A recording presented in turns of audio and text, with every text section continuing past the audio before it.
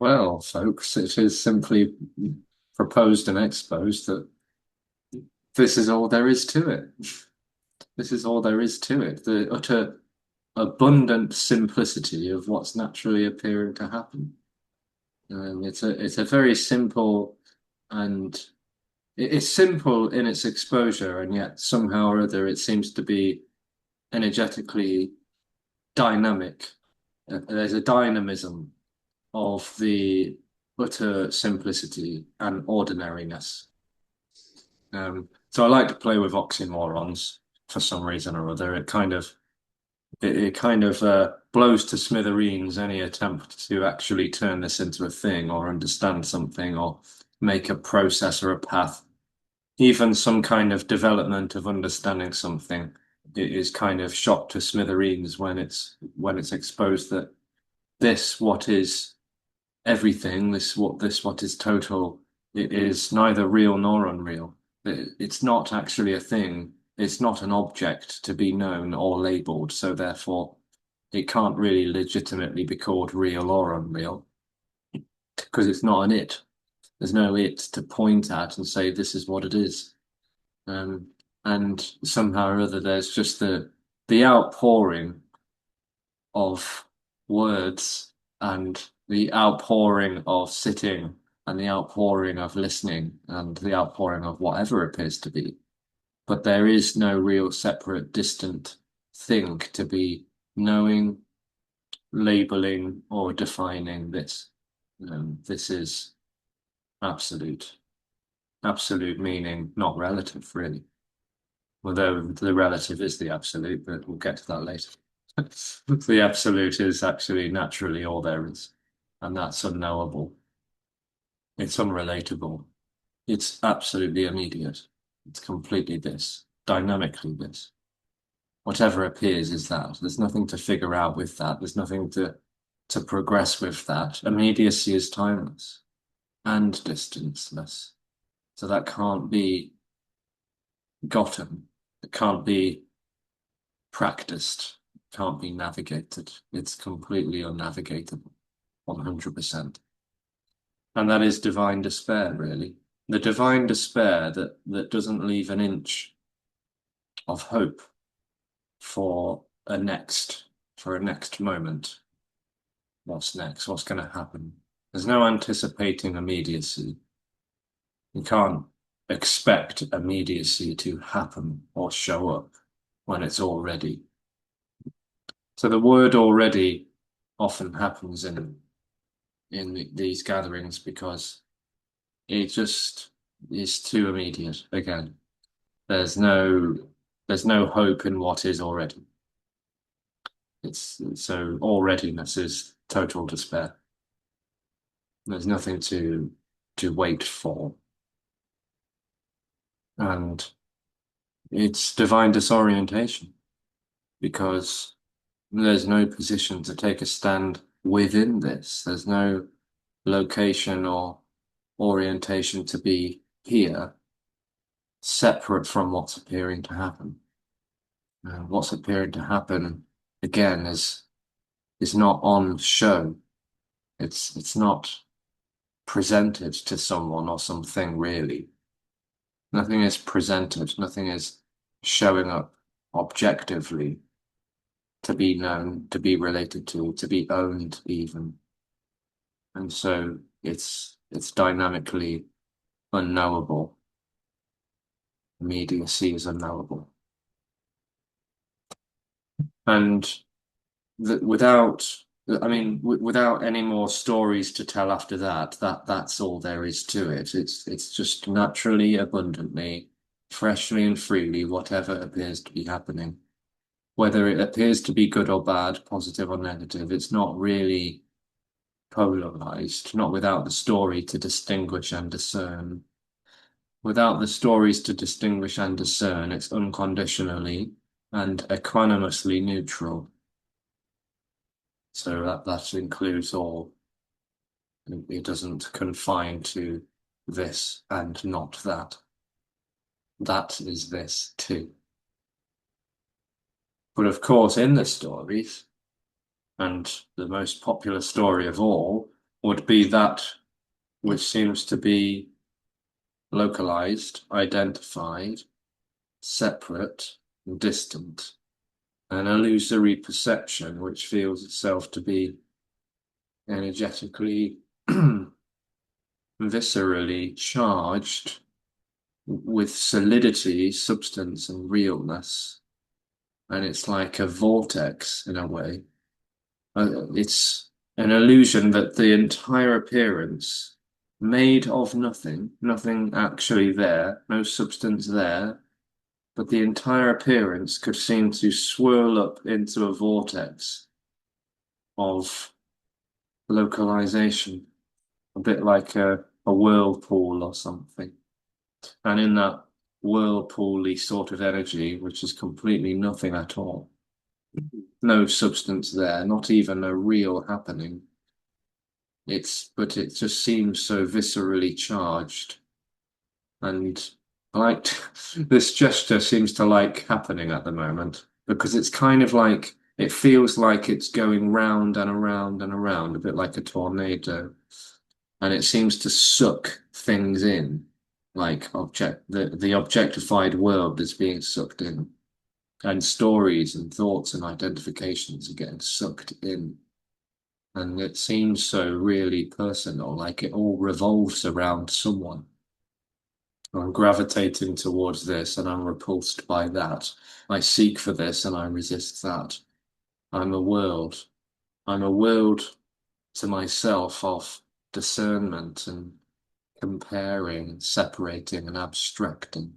And that there's no one at the center of that bubble, really. That center is not actually there. It's an illusion, a mirage that feels like it's pointed, local, totally identified and separate and substantial. And what seems to be apparent in that is that the story is not actually really growing out of that vortex. It is the vortex of continuity, that there is actual happenings unfolding in timeline, and I'm watching them happen before me. And I am not the storyteller. I am the storytelling. The story is not separate from the dream of I am. It is the whole I am bubble, the old artificial reality of there being a separate thing called me. That is the storytelling. There's no such thing as a storyteller. There's no subject on any level. So the subject is in it lives in the story, really. And it's impossible to really accurately describe all of that because abstraction is in that dream. And so when there's talking about that or talking around that, the talking is talking in abstractional terms. It's saying that there's a story happening, there's contraction happening, there's a sense of location, and that's all suggesting that there are different things called location, continuity, storytelling, autonomy, meaning and purpose, etc. But that is all in the world of there actually being separation at all. And so even the talking about it is kind of validating too much almost the illusory nature as something actually happening. But it's not as something actually happening. It's the illusion of happenings. It's an illusion of happenings. Yeah. And so it can't conceive of its own. It can't conceive how illusory it is because it's not really there to actually see itself as such. And it can't step out of itself, obviously. That doesn't really compute or make any sense. And there's nothing actually there to really dismantle. But what is energetically apparent and exposed, dynamically so, is that there's no substance to a dream of realness complete upside down, inside out, and back to front oxymoronic illusion that there's no substance to the dream of substantiality. There's no realness to the dream of what seems so desperately real. And there's also no problem either. And that's one thing that it doesn't really seem to very much like hearing. So perhaps I should say it again.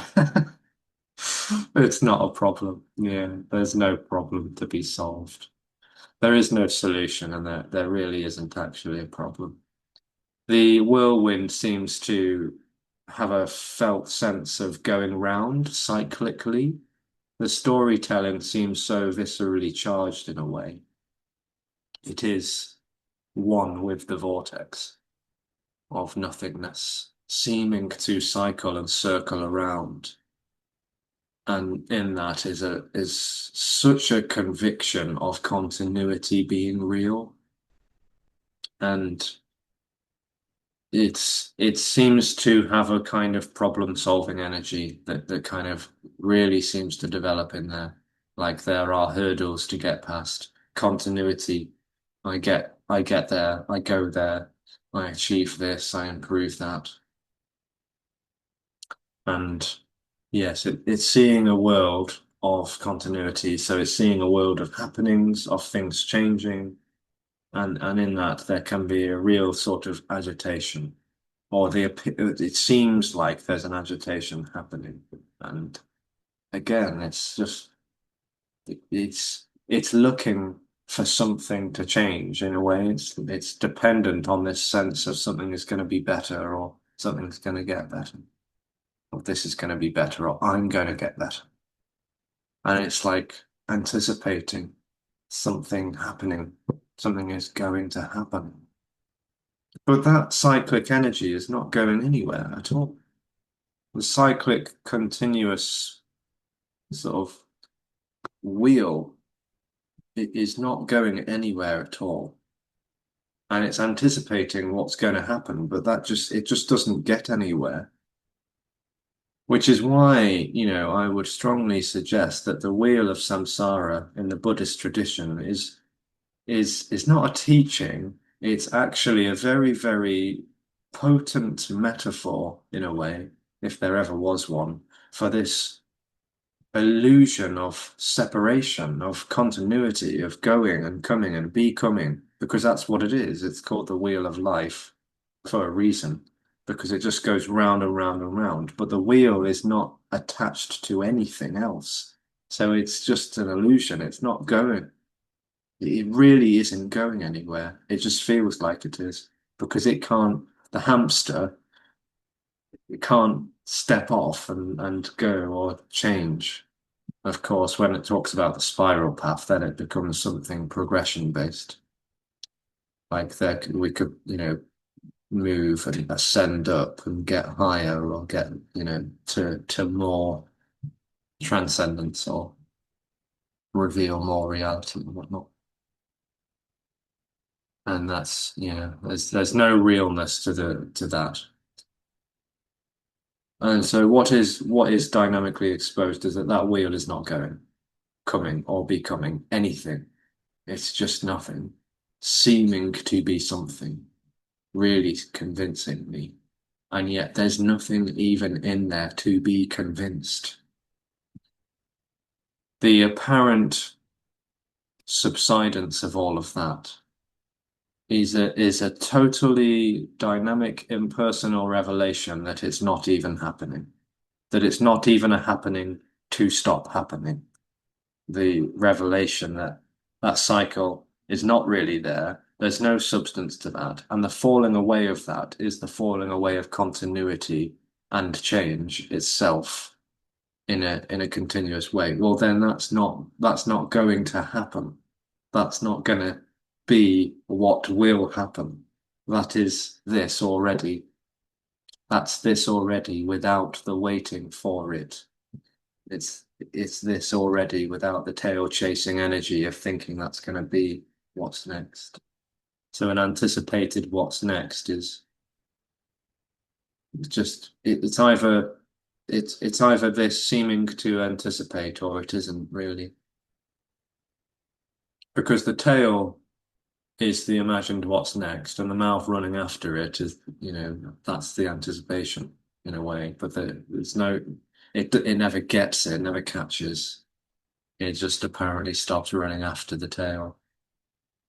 Well, then that's not some kind of, it's obviously not some kind of acquisition. It's not an obtainment. It's not an accomplishment, an achievement. It's just this. It's just the total appearance, which was never apart, never separate, never split, never polarized, never anything other than naturally this, what's appearing to happen. Too simple for all of that cyclic, cognitive dream work, abstraction, going round and around in concepts, getting lost in trying to understand something or to change something, to fix something, to cure this, to heal that, to remedy. There's nothing broken. There's nothing wrong. There's nothing other than this, what is naturally appearing to happen.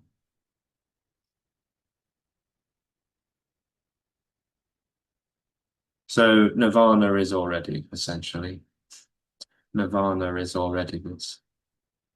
Samsara is the dream of what's next. It's the dream of now and then, an illusory polarity of now and then.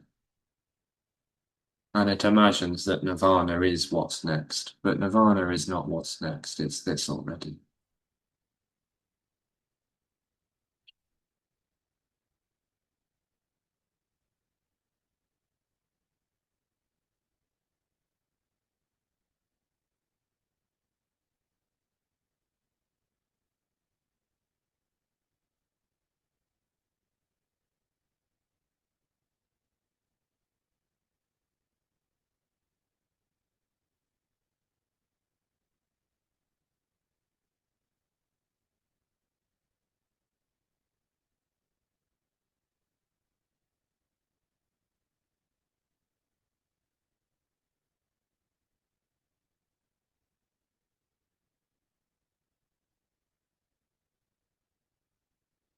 We can have a chat and play in the language of it.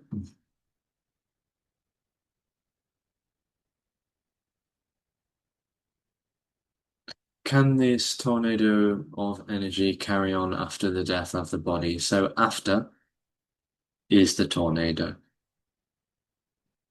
After is in the reality of the tornado of me. It lives and as a reality of continuity, before and after, now and then.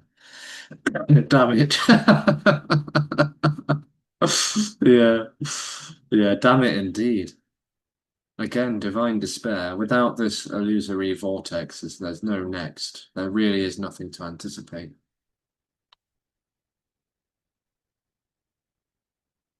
Yeah. And it's like it's imagining that the tornado is actually circulating around a thing called a body. But that too is an illusion that there's such a thing as a separate body, that contracted energy, to use that term, could circulate or fixate onto. And I know we have to, use words to some extent to talk around this. But actually the whole illusion is of things happening, and that includes the thing called body. But without illusion and abstraction, there's no such thing as a body which contracted energy is actually latching onto. So contracted energy does not belong to a human body, and not vice versa either. So the death of a body is just the death of a body.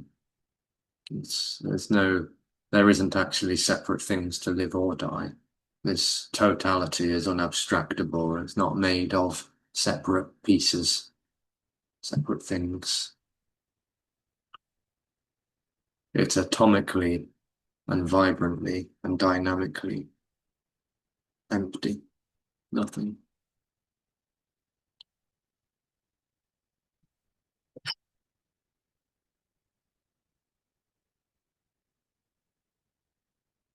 But look at, sorry, the contracted energy, if the body's, there's no body, then it's like there's no body to, there's no separate sense of separation to feel the contracted energy once the Right. body's dissolved into the earth. Once the body's this, is not animated any longer with Yeah. But whatever this is. yeah, the body isn't actually a sentient creature that is aware. Hmm. Yeah, Yeah. Yeah. already. Even if it seems like there is someone, that's not the body that is aware. That's not the body that is actually someone. Yeah, the body So doesn't actually know. Yeah. so if there's contracted energy when the body's dropped or the body's gone, there's no one to feel the contracted energy. It's just energy, like everything. It's just Y- energy. There's no one to feel it. Yes. Yes, but there's no one to feel the contracted energy, even if a body seems to be alive. Yeah, I know. That's the truth. Yeah, yeah. So Because it's just, even if it seems like there's a center, no one's aware that there's a set. No, there isn't actually anyone that is actually aware of a center. yeah, Yeah. So no one feels contracted energy because yeah, contracted energy is not objectifiable. It's an illusion. Yeah. yeah. It's a very strong, very potent illusion that there's someone here feeling all this in that vortex We could of say me. it is the very illusion of potency itself. Yeah. Yeah, yeah. Yeah. And yet it can't actually be found. It's great. When we close our eyes or when I close my eyes, it's such a it's like it's just there's nothing there. It's just sensation and vibration. Yeah, and that's all there is. Yeah, Yeah. unlocated and unabstracted. Yeah, and there's nothing to change or fix. And it's like, have you seen that film Gravity? I don't know if you ever saw Gravity with 4D glasses, but it's Hmm. like falling through space. I mean, it's very delicious, that whole just the sensation of just this. Without an edge. Yeah.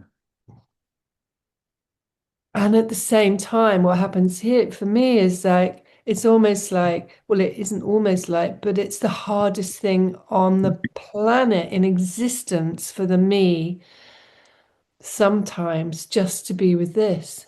It's like it's so visceral, it's so wild. Because It's it almost like needs. it's trying to Yeah. squeeze itself through a very small space. Yeah, because it needs it is a dream of storytelling and contextualization. And I know storytelling, the word storytelling and contextualization may seem like cognitive appearances. They're not. It's energetically storytelling and contextualization energy. Which makes the tiny space that the energy. It gives an illusion of orientation, yeah. Like I'm wedged in between the past and the future, and I'm contextualized by the past and the future by living in the now. So everything is therefore I live as a cosmic jigsaw puzzle. Yeah, but what I'm saying is the actual, I mean, I'm going to use the actual experience because it feels like experience on a visceral level is of like a dam, like a huge energy trying to get through a tiny space in Hmm. this. I mean, like I'm just going to use words and images in this, say, in this body. It's almost like a huge waterfall of energy trying. That's what it feels like. It's so uncomfortable. And yet it's not because then it's just energy. Do you know what I mean? But to the me who's It's having a moan uncomfortable. about it, Yeah. it feels really uncomfortable and the last thing I want to be doing. But there's no choice. It's like that's all there is. And it's I, almost like I, it it makes me sweat with sometimes, it's just like all you can do is breathe. Um, anyway, I that's a would whole I story. yeah. I would strongly suggest that it's so uncomfortable because it's contextualizing that it's wrong and that there's something that is right and what's wrong is now and Yeah, what's right is exactly. And that it's that almost is like the not going image. to be. Yeah. Yeah, And the it's image not of happening this with what is. constriction, you're right. It is, yeah. Sorry, I'm gonna shut up. Yeah, the image It's of this constriction or the feeling of that is the contextualization of what you're saying. Yeah. yeah. Is it? Have I am I not listening? Because it's resistant to what is and seeking for something else, and there's nothing else to actually seek for. It can't accept and let go to the natural reality of what is already dynamically, timelessly this. Even the pain which it claims to own and know and push away is totally this. That's totally unconditionally, lovingly this. Yeah. If it accepted, if I mean, it can't accept, it just can't accept that. But if it did, it's over. It's done. Yeah. Because what reality is there to the dream of continuity? I mean, it's absolutely unreal. It's this claim is so seemingly strong, and yet there's no continuity. There's never been a moment ago or a moment from now. It's there's no charge to that. Yeah. So it seems to feel like it's still here. It's still here. It's been here for God knows how long. And it's always been here and it won't go away. And that whole storytelling is totally synonymous with the illusion of continuity. Yeah, they are not separate. It's not separate from the anticipatory role of what's next and what will be. And that's just completely illusory. That's already timelessly what's appearing to appear. Yeah. And so there's too wide open for any kind of acknowledgement. It's too wide open for the seeing of that. It's just too already. Yeah, too wide open, too immediate, too already. Wide open, already, immediate are it's all that's all divine disorientation, the way I'm saying it, because it's contextualized in relation to what's next. If this is already home, if this is already the absolute, that there's no orientation in that. If this is totally blasted wide open to the farthest imaginable, depth and breadth of a universe without an edge or a border or a boundary, there's no orientation in that because orientation needs, a constriction. It needs like a here-ness. And if it's too immediate, too immediately this, there's no timeline to refer to a then, even a moment from now. So there's no relative contextualizing now and then, immediacy blowing the doors open of the illusion of continuity. So every orientation and position contextualized is blown to smithereens. It's over. It's already over. It never wasn't over. It's timelessly this. Any vibration or sensation is equanimously this. There's no hurdles to get through or past. It's totally, totally already this.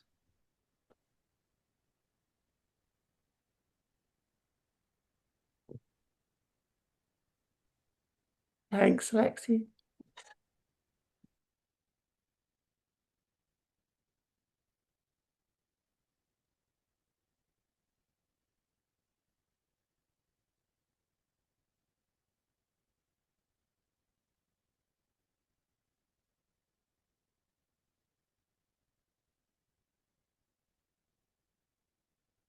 Why do some people talk about past lives so convincingly? They claim these experiences to be very real. What is all that? It would seem to be coming from an interpretation of a reality which is continuous. Yeah. Like it's seeing this world as something happening in a continuous manner. And so if there are what appears to be memories which are objectified, therefore known, owned, and related to, then it's seeing those as a recording of a past event, as something distant from now, which happened. And then it puts itself in there. It says, I was there. I'm not there now, but I was there then. It's like it puts a fictional character into that context and says, I was there and I'm here now. And that's proof of my reality as a separate self moving through timeline. It's distorting the whole reality, basically, because there's nothing actually there to be having a present life, let alone a past one. That there's no one incarnated to be reincarnated. All of that swirling vortex revolves around nothing and no one. There's no one there. There really is no one at the center of any of this. And I know that that seems to be scary for an organism, an apparent organism, to hear that. Um, when it seems as though the organism is confused to be a separate thing. But actually, it's complete liberation from all of these notions of continuity, because the thing about continuity is it's institutionalized. It deeply feels like a source of safety, and yet it's terrifying. I mean, you think about going round and round on the samsaric cosmic treadmill for eons. No one wants that. No one wants to go round and round for millennia, living the same old habitual patterns, physically, mentally, emotionally, and energetically over and over again. And yet it's terrified of the absence of what's next, because that's annihilation of separation. I live in relation to what will be, and so I'm dependent on that, and yet I'm sick of it. Yeah, but there is essentially no one to be reborn or re-dying. Yeah, it doesn't revolve around anyone. And if the memories appear to have a solid accuracy to them, just like the little boys in Tibet and Nepal who are picked carefully and they do all those tests and they like have impeccable, accurate recollections of a previous Lama or Rinpoche. That doesn't belong to them. It doesn't belong to them. They're apparently recalling events that happened to someone else, and now they're claimed as belonging to someone, and that gives this illusion of a thread that actually revolves around something. None of it revolves around anything or anyone. It's emptiness. It's shunyata. Just in the same way you could have a thought, like there could be a thought arising about someone, and then the next second they're calling you on the phone. It doesn't actually belong to anyone. How are those recollections possible? Everything and anything is possible, and yet all there is nothing apparently happening. It's impossible, and yet it's possible. It's chaos. It's chaos, appearing to be ordered, appearing to be ordered. Yeah. I mean, I would strongly suggest that everyone on this meeting, it has had apparently had moments of, clairvoyance or serendipity, um, synchronicity, as you might call it. Moments where it doesn't really make sense. It doesn't add up how I had that thought and then it happened. I had a thought about someone and then I saw them seconds later. It's like it happens all the time. There's no meaning to any of it. It's just chaos. Yeah, it's just chaos. The dream contextualizes all of it and then turns it into a narrative, into a fairy tale, and then it maybe projects, like individuality onto the entire appearance and says, "Oh, it's because of that guy up there in the clouds. That's what's going on. He's overseeing this and pushing the buttons and giving us clues, enigmatic clues into the nature of existence and reality." And then it all seems like densely affirmed as something meaningful. Well, not only does it not mean anything, it doesn't need to mean anything. This is just Leela, the divine cosmic play, abundantly out of anyone and anything's control. And it doesn't need to go anywhere or become anything. because it's nothing at all. Yeah, it's just playfully, energetically what's appearing to happen.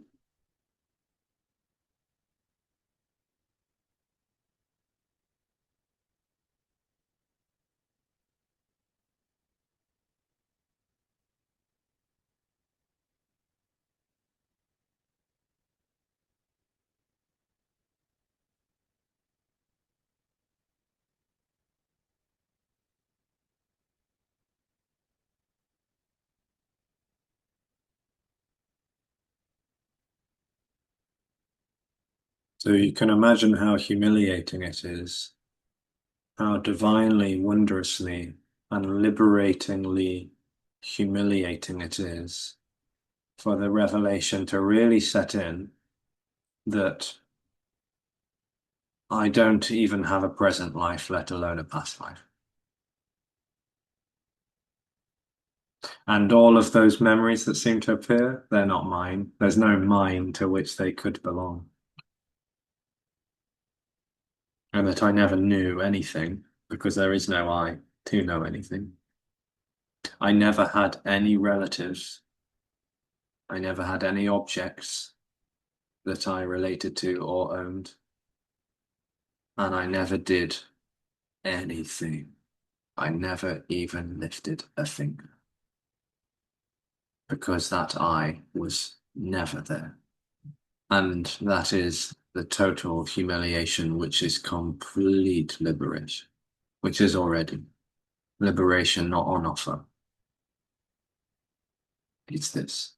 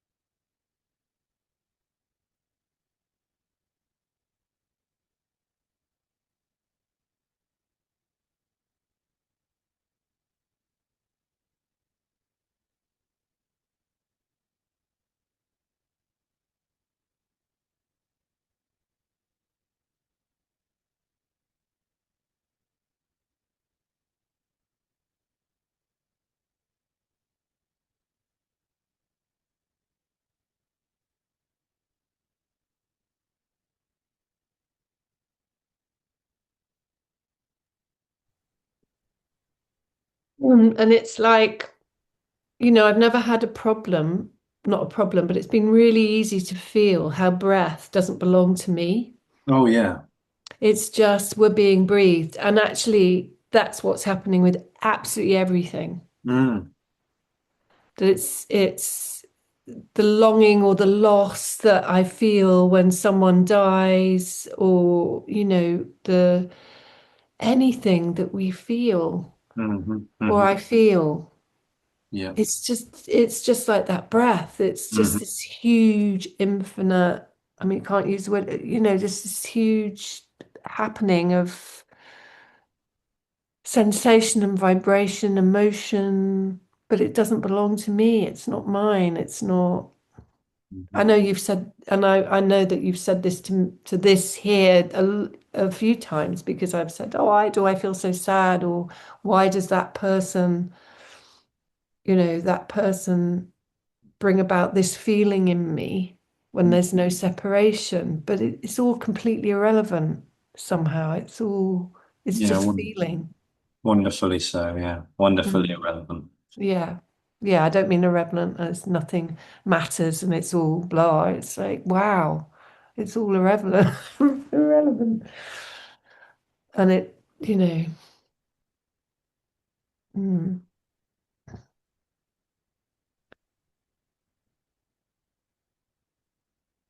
It's almost like it all just was a big bang.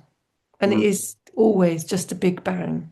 The timeless explosion of this. Yeah. Yeah.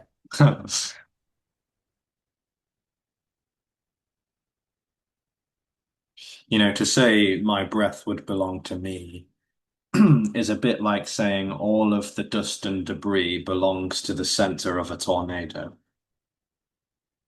There's nothing there. There's nothing actually in there that is owning that. There isn't anything in there to own that. It's it's like a silhouette or something. It's like an outline. You imagine you imagine in the cartoons when Bugs Bunny or something runs through a wall, and then the wall has got like a Bugs Bunny outline shape.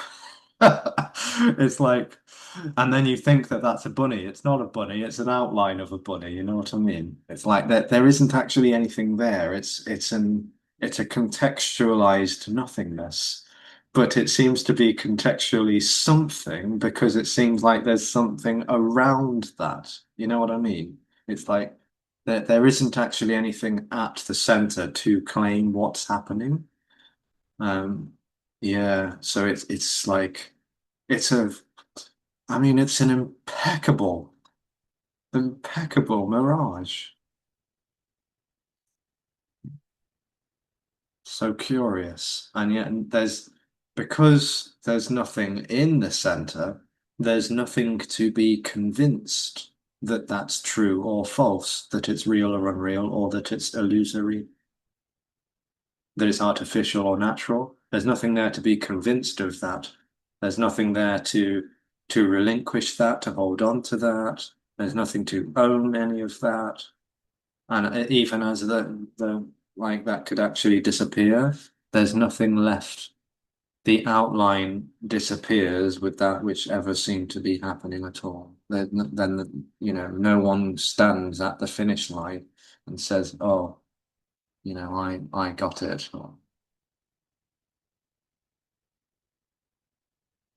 It's just extraordinary.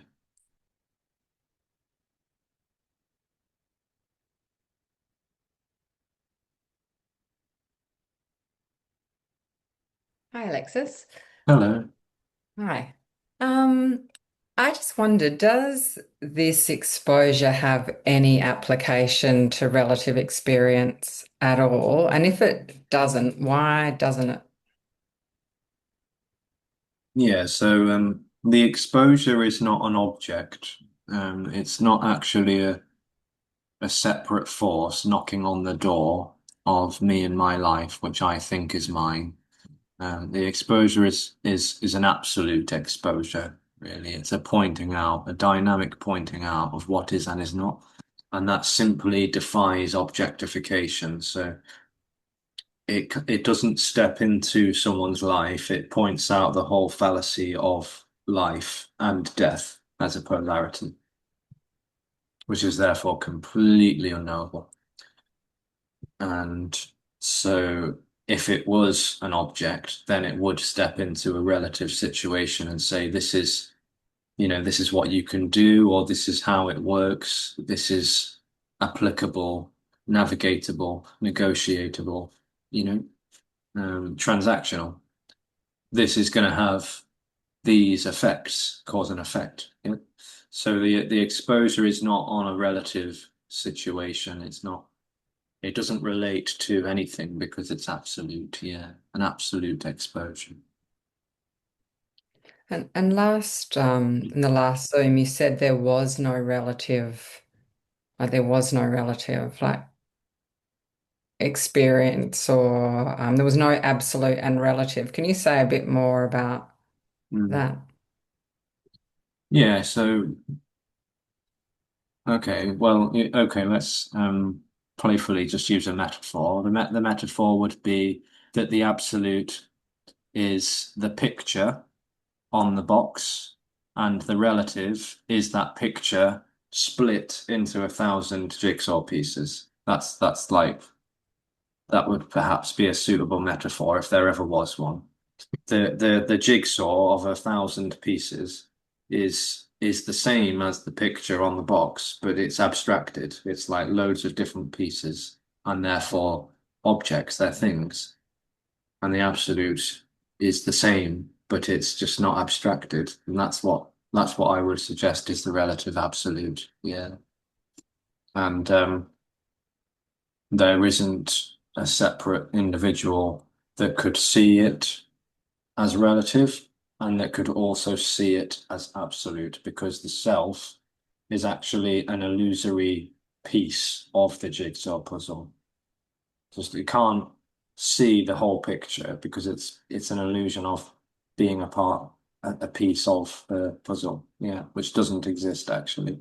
So the jigsaw puzzle is an illusion, and the picture is all there is, unabstracted picture, yeah. I won't even pretend to get that. Not keen on jigsaw puzzles, huh?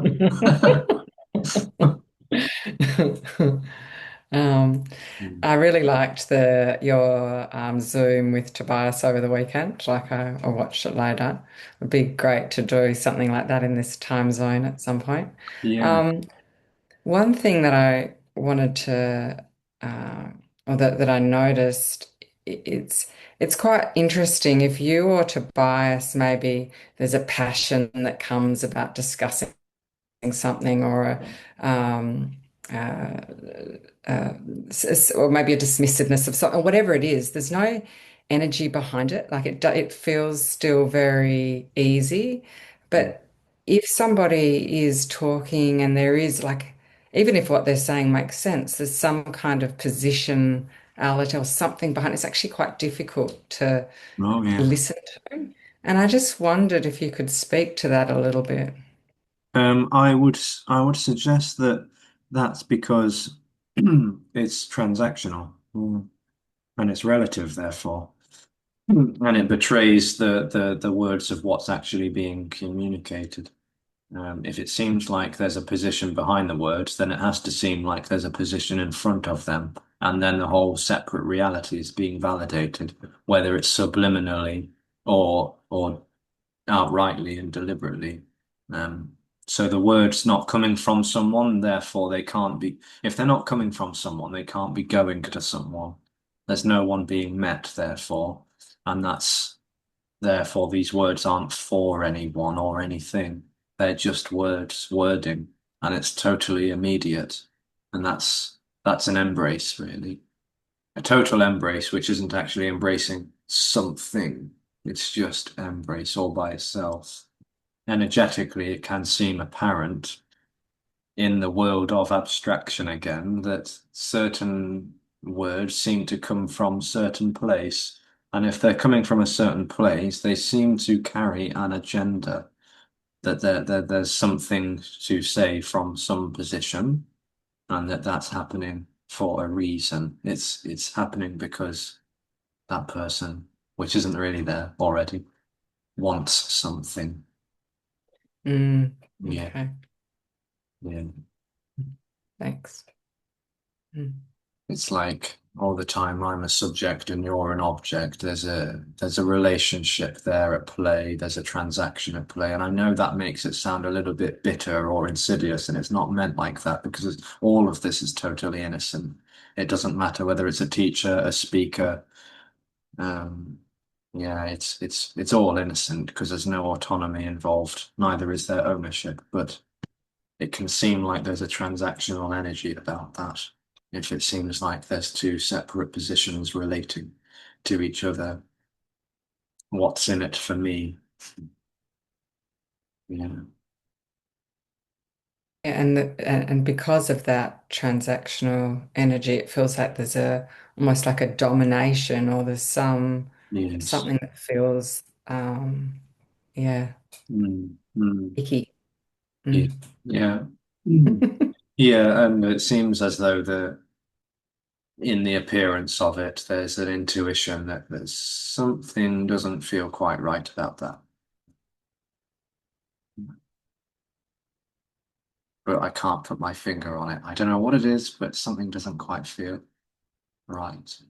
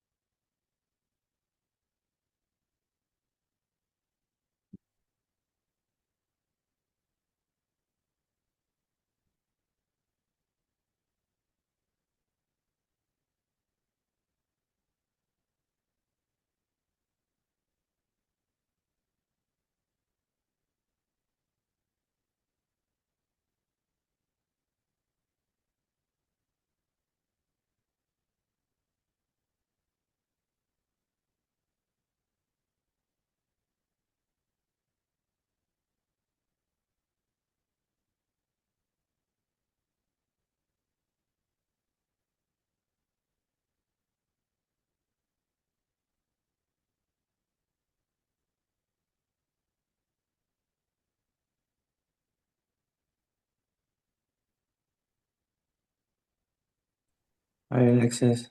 Hey Saeed, how are you? Good. Thank you. Just maybe a silly question. Can I say that only continuous thing is nothing? Illusory, pretending to be something, it would seem. A little pretending to do something. Hmm.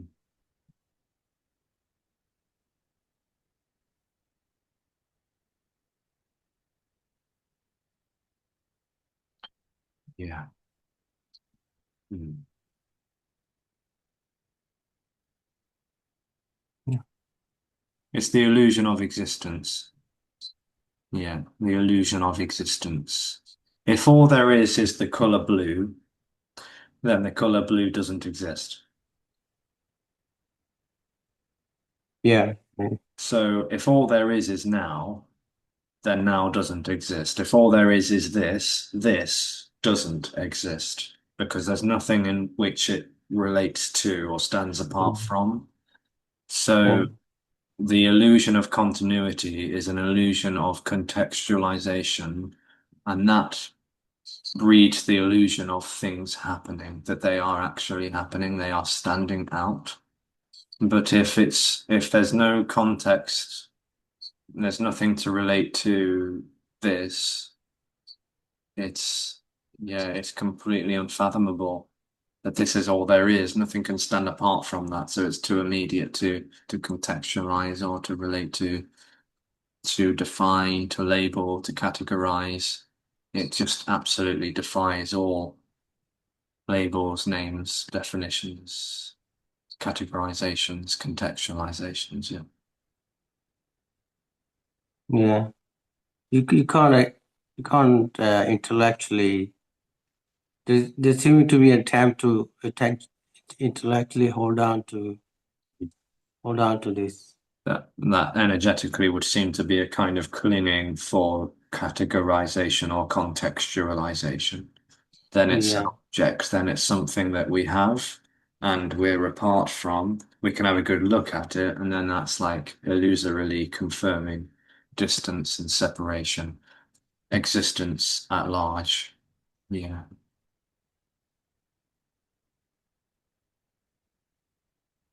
Yeah.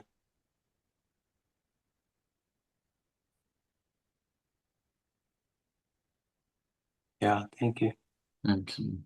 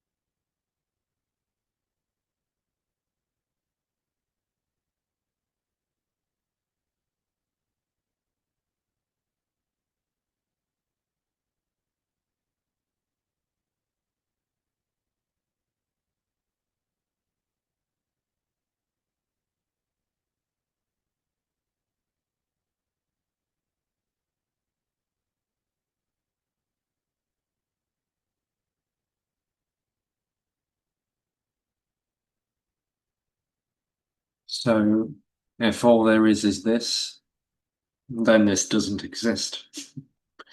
Because there's no thing to stand out, to stand apart, to split from. There's nothing to relate to, and there's nothing to be known. There's nothing to be figured out. There's nothing to hold on to, and there's nothing to let go of. There's only equanimously this. This doesn't exist in relation to an illusion. This doesn't exist in relation to me or know me. There just is this. It's so total and absolute that it's completely embracing of whatever appears to be. Well, then, really, therefore, nothing needs to happen. Ultimately, nothing needs to happen. Nothing needs to change. Nothing needs to be different. And nothing needs to stay the same. It's so abundantly total It's completely incomprehensible that any imaginable thing is it. And yet there are no things to be it. Unabstracted, unknown, unownable, unrelatable, undoable. It just is what is. That is the freedom. That is already. Thanks, everyone. Much love. Thank Thanks, you. Alexis. Lots of love. Thank you for coming. Thank you very much. Brighton this weekend for those who fancy showing up. Oh, have a fab time in Brighton. Thanks, love. London the weekend after that. Prague the weekend after that. Meetings in between. No show with Tobias as well this Saturday evening as well in GMT time. It's all good fun for no reason at all. See you soon. Thank you. Bye. Thank you.